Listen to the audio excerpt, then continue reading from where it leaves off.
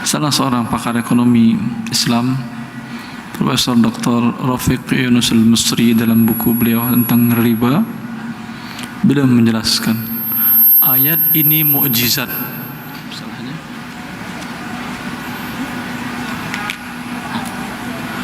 Ayat ini mukjizat.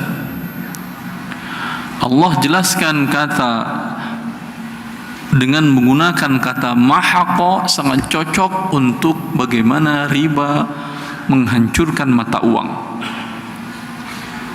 Bagaimana riba menghancurkan mata uang. Yamhaqullahu riba wa yurbis sadaqat. Allah hancurkan riba. Tapi hancurnya langsung tidak, pelan-pelan.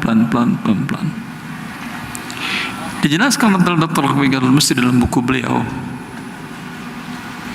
bahwasanya ayat ini sangat tepat menggambarkan bagaimana inflasi terjadi dan menghancurkan mata uang.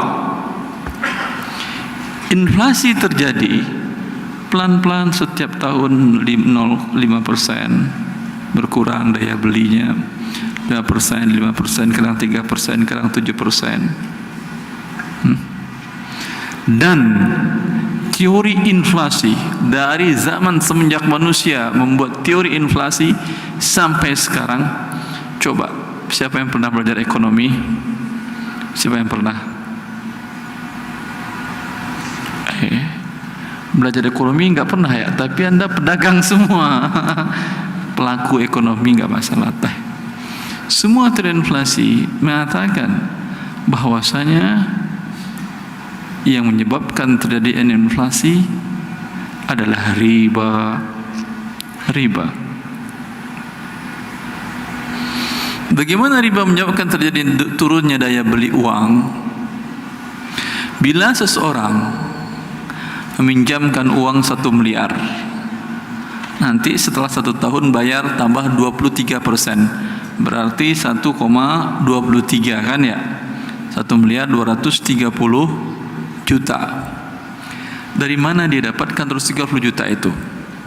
Si pemilik uang mengatakan itu kan dia bisa untung sebanyak 500 juta atau mungkin 1 miliar bisa untung. Bagi dia 230 juta itu kecil. Itu kalau untung iya kecil.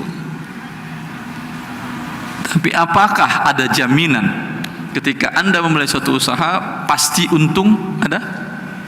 Jawab, siapa yang pengalaman bisnis dagangnya di Tanah Abang sudah sampai 30 tahun? Ya, 30 tahun dagang di sini berapa siapa?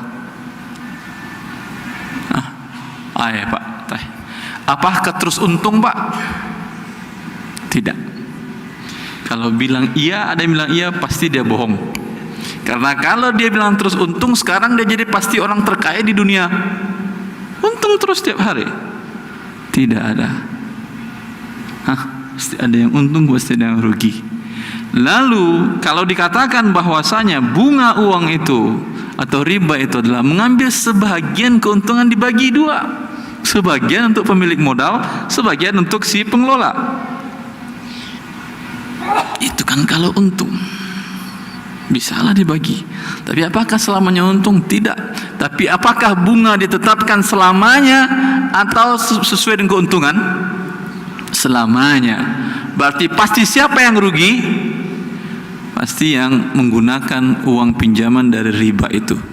Yang untung selalu adalah si pemberi dana.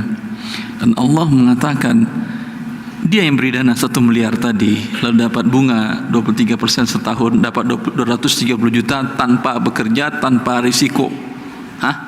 Kata Allah, Allah hancurkan uang 230 jutanya. Rata.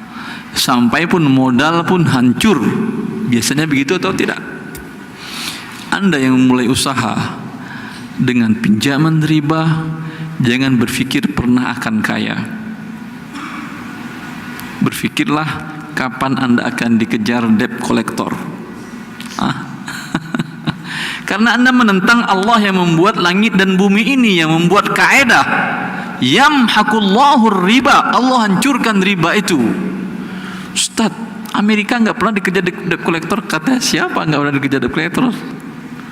Coba saya tanyakan, utang negara terbesar di dunia negara mana? Amerika. Ya.